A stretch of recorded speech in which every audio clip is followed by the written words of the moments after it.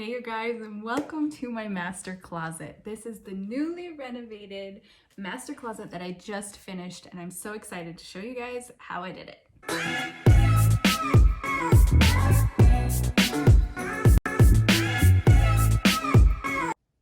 Okay, this is the setup that we're living in right now. And needless to say, it's just not working out, you know? We need a little more space. We need to go through everything as well. On this wall, we have a little shoe thing for me, but it's not quite cutting it. And on this thing, we have a shoe thing for my husband and some hats. So, and then he has pants and things up there. And you guys, my husband actually takes up most of this. Is all him, and this is all him, and this is all him. I have this little part right here and that row. So he's a man of clothing. He likes clothes. Anyway, so the plan is, I think I'm going to show you guys the plans that I've drawn out, or my friend has drawn out for me on SketchUp. And the new shelving will go almost to the top. The plus side is that we have 9-foot ceilings in here. So that's going to help a lot as far as going up high for this high storage where we have bags and things that we don't need every day. So that's the plan. Okay, so the plan for this closet was to have 2 built-in towers for storage, and then to have the rods come off either side of the towers for both sides, and to make kind of a makeshift his and hers. So I headed to Home Depot, got some sanded plywood. I got 4 sheets. I had them cut 3 sheets to 14.5 inches, just in strips. So it was 8 feet long, 14.5 inches deep or wide. And then the last sheet, I had them cut into 12-inch strips. And Home Depot is great because they will cut all the plywood for you, which makes it easier to haul back and forth if you don't have a truck, and easier to handle when you get home.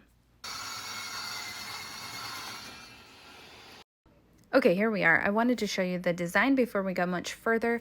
Now, my husband's side of the closet is the design on the left, and his tower is going to be 1.5 inches wide, and my tower is the design on the right, and mine was only 12 inches wide. So the first thing I did when I got home was cut the strips that Home Depot gave me down to the shelving sizes. I cut 8 shelves for me that were 12 inches wide, and I cut 10 shelves for him that were 1.5 inches wide. Next, for each one of the towers, I decided to pocket hole 3 of the shelves that were going in the towers. The one on the bottom, the one in the middle, and the one at the very top, just to ensure strength and stability. Then for the remaining shelves, I just used my brad nailer and some glue. But here I am drilling out the pocket holes for my tower. Using a Craig jig or a pocket hole jig is super simple and makes things so much easier. It creates a really strong joint, and I love to use them for these kinds of builds. So as long as you have a drill and a Craig jig, you can make this happen. I also have a tutorial on how to use this Craig jig pocket hole system. I will link the video here, or you can go check out the rest of my videos and find it.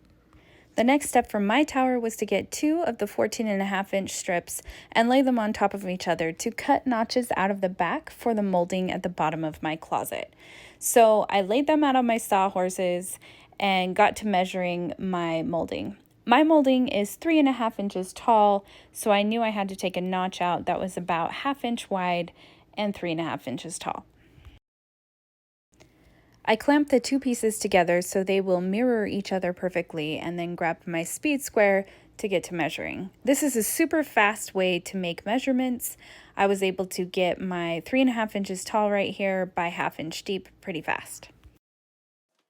Next, I grabbed my jigsaw there, and I used my speed square as a guide to cut a straight line, and this jigsaw worked perfectly for both tower notches.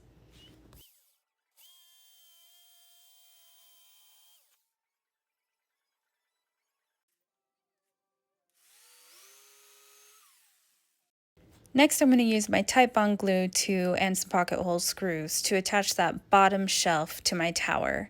Now, I marked with my speed square at 4.5 inches, and that's where I'm going to attach my shelf. I wanted enough space there on the very bottom to store shoes. I wanted to utilize all storage space that I could.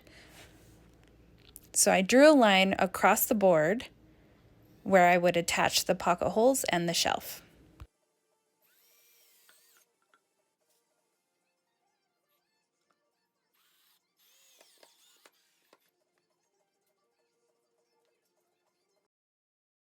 Then I decided to attach the shelf that would go at the top of the tower.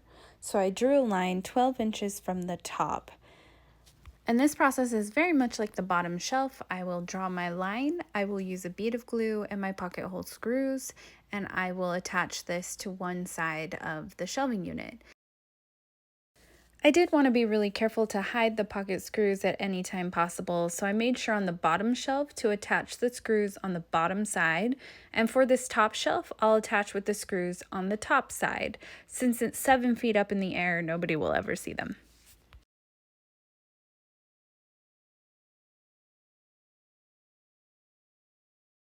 Next, it's time to flip this side over and attach it to the other side of the tower. So I took it down and I marked where my bottom shelf needed to go and where my top shelf needed to go, and I flipped the board over to make sure that the notches for my molding were both on the same side. I've made that mistake before.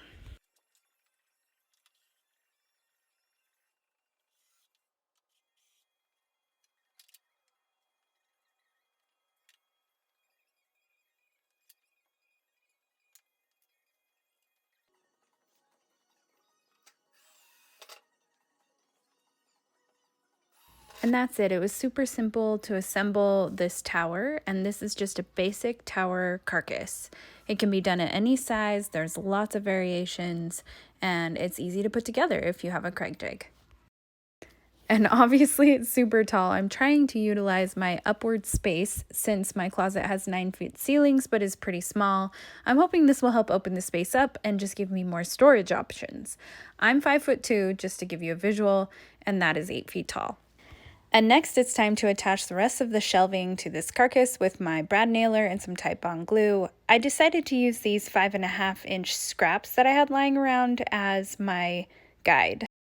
My design called for 5.5 inches between shelves for shoes, although at the end of this I realized that's really not enough space and I would go 7 inches if I had to do it again. Having those scrap pieces there at the bottom to lay the shelf on top of while I brad nailed everything in made this a really fast and easy process.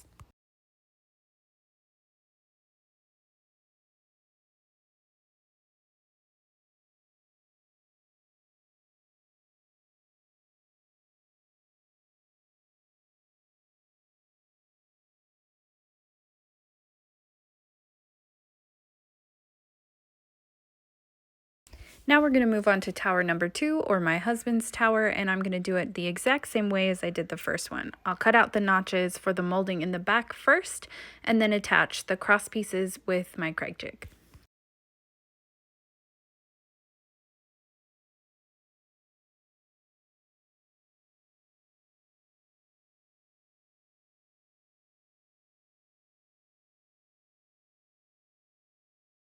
I decided to cut out a few extra 18-inch pieces for my husband's shelving. He has a lot of things he needs to store in here, pants and shoes, etc. I thought it'd be better to give him a few more options, so I just wanted to be on the safe side.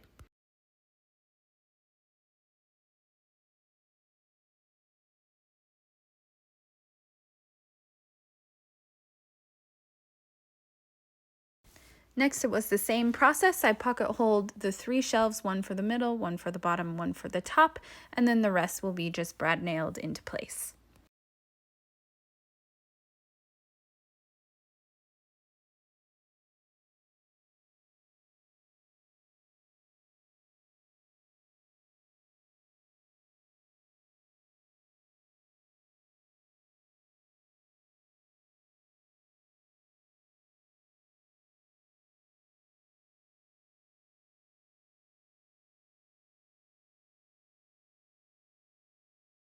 And just like that, I have 2 towers. Next, I had to start removing all the clothing from the closet because it was the best part, demo time. Once the clothing was removed, I could start tearing apart the shelving that already existed. I also decided to work on my side of the closet first before removing all of my husband's clothes.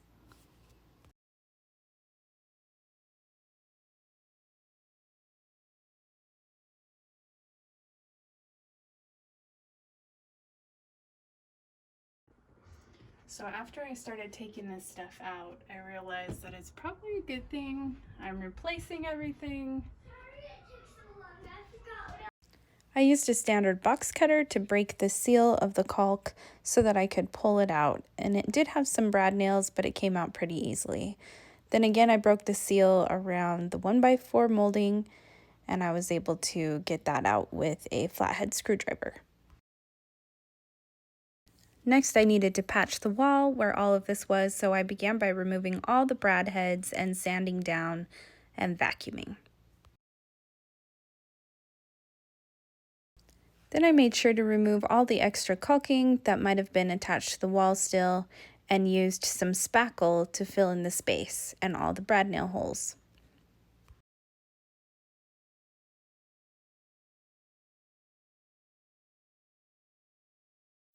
Once that was done, sanded, dried, I came in with some primer and covered the space, and then again a little later with the same color wall paint. After the 2 towers were painted in the garage, I enlisted my husband to help me carry in the one that went on my side of the closet.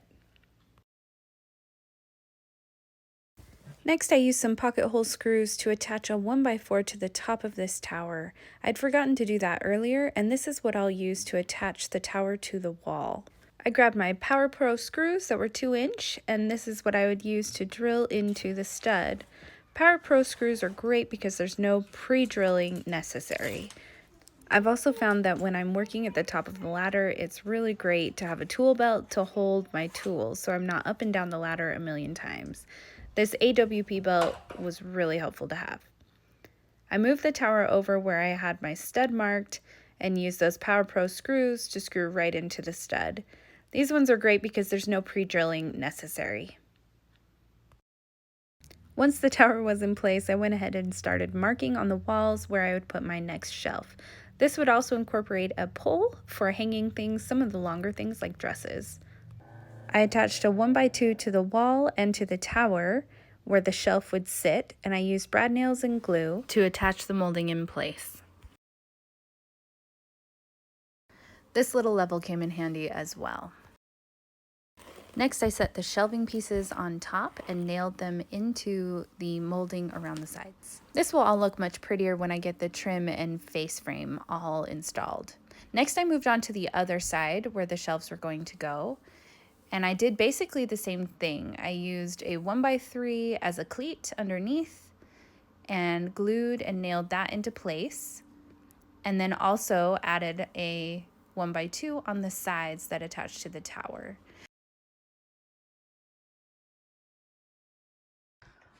Also, now that I have this design, so here's where I'm at with this. I've got one up there. Everything's really rough right now. I'm gonna be, and the wall, of course, is not square, so I've got some gabbage. I have to decide how to handle that. And then I wanted to wait on these shelves because I want to make sure I know exactly where I want those shelves to go. There will be a shelf and a hanger here, a shelf and a hanger here. Now over here, the idea and the design is pretty much the same as this, except that I'm adding a tower that's as tall as this one right down the middle. So part of me, I'm just get back here. Part of me, let me see if I can angle it. There we go.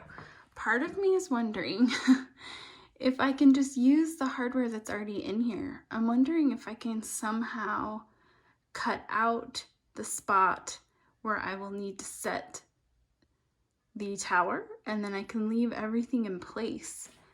I'm not sure if that'll work, and I'm kind of brainstorming ideas about how to do that right now. I began by removing all the stuff on this side of the closet so that I could get to work, and of course I enlisted my son to help me.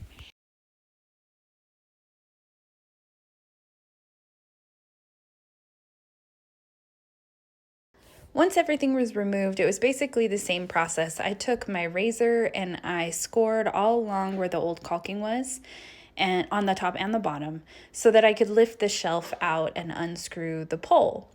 Now, I was able to go ahead and use these materials again, like I was talking about earlier with my idea. I just had to find a way to pull the shelving out so that I could cut out a notch for the tower to sit where the tower would be placed in there. But I was able to leave the cleats in place. I didn't have to rip these ones off the wall. And I was able to reuse this shelving, which saved on materials. Anytime I can reuse materials, I totally do my best to try. My idea of using the molding that was already here and possibly even the shelving is gonna work. Right now I'm gonna go get the tower. I need to butt it up against the wall and figure out where I need to notch out along the backside so that it can fit up against the wall. So that is the next step. So in here I just I scored along the shelf and then pulled the shelf out. And so this is just bare drywall. They did this before it was painted. I'm gonna have to touch up and fix a couple spots. I still need to pull those nails, but everything was pulled out. I'll lay the new stuff on, recalc, reglue, and be done. I just cut the previous shelves down in order to fit the tower in between them. I was able to use the previous shelf that was on this side as well. I cut that in half and I'm using that as the shelving that goes on this side of my tower. I also use this shelving bracket that attaches to the wall and also holds the clothing pole across the top. This will ensure that that shelf has enough strength, and it will also give me somewhere to hang the pole on one side. I'll still have to add a pole bracket on the other side, but it should make things a little bit easier.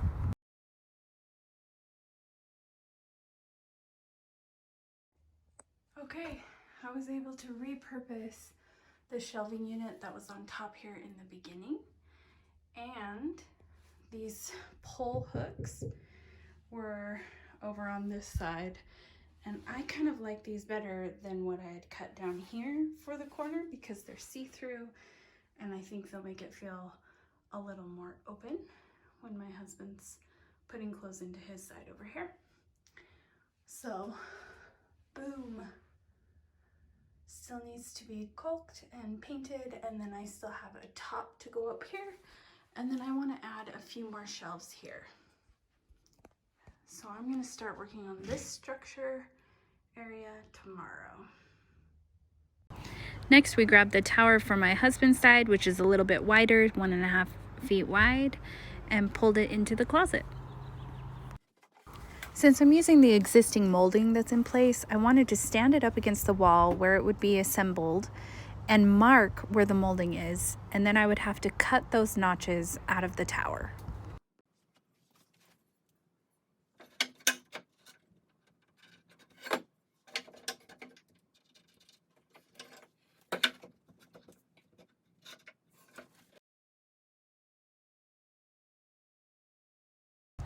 Once everything was marked, I used my jigsaw to cut the 1/2-inch pieces out. That way the tower would sit flush up against the wall.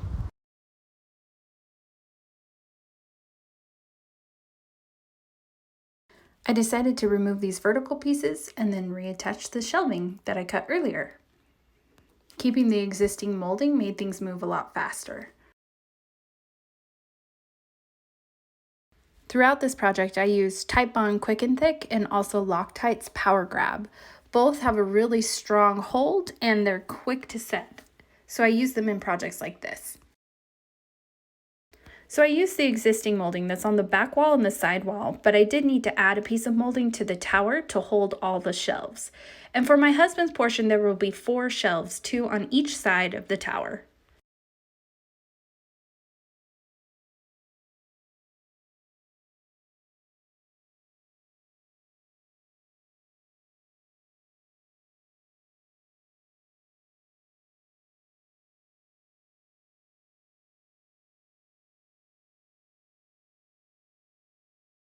I ordered these closet poles on Amazon. I'll go ahead and put the link in the description below. These were pretty inexpensive, and since I needed 6 altogether, I needed to find something that was strong but also inexpensive. And it's also quarantine time, so I needed it to come to my doorstep. And it did fit all these things. These were super easy to attach, and it came with all the hardware.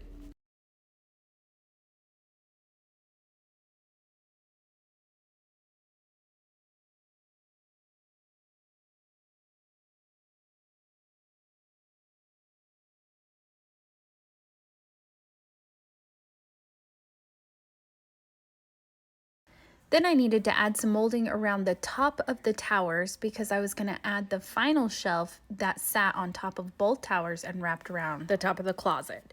I took a 16-inch deep piece of melamine and cut it the exact width of my closet. Then I added a piece of molding on my side of the closet and cut a second piece of melamine to sit on top and go the length of the closet. It would meet up perfectly with the melamine piece on the left-hand side there.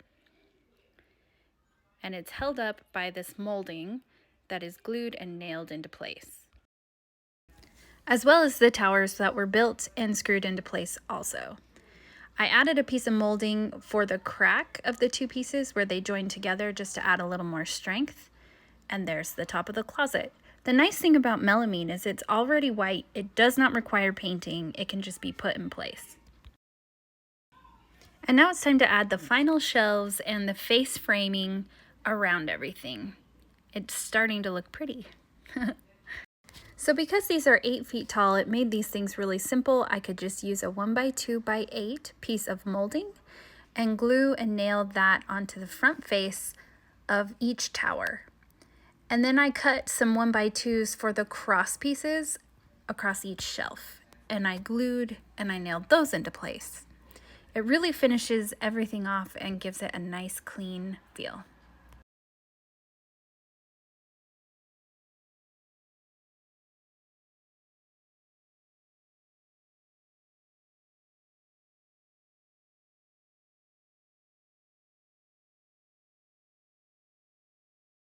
Here are the cross pieces being glued and nailed into place, and again, that cute little level was my best friend.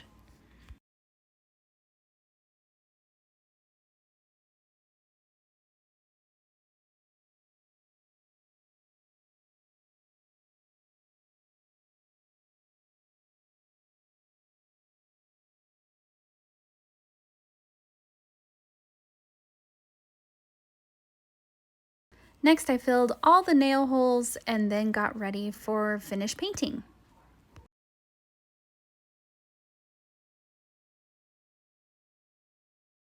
Then I actually took some caulk before painting. Caulk is better because it can be painted to match the item that you're putting it onto, so I decided to caulk first, put some primer on the shelves that I added, and then add the finished paint. Also, fair warning, caulking takes forever, so have a good podcast on or some music to keep you company. I just use my finger to smooth the caulk down in all of the cracks, and I usually keep a wet rag next to me to clean it up if I need to. Trim, caulk, and paint really bring a project together, am I right? It looks so pretty, and I am so pleased with how this all turned out. It came together nicely and it feels so much bigger now. And that's it, you guys. We put everything back and it feels a lot bigger. Everything's more organized. He has space and I have space, and it's made a world of difference. I put my dresses over on the right side where things were longer, and I put a lot of his stuff in bins. As always, thank you so much for tuning in and watching and going along this process with me. Don't forget to keep checking back for more DIY videos. I'll see you next time.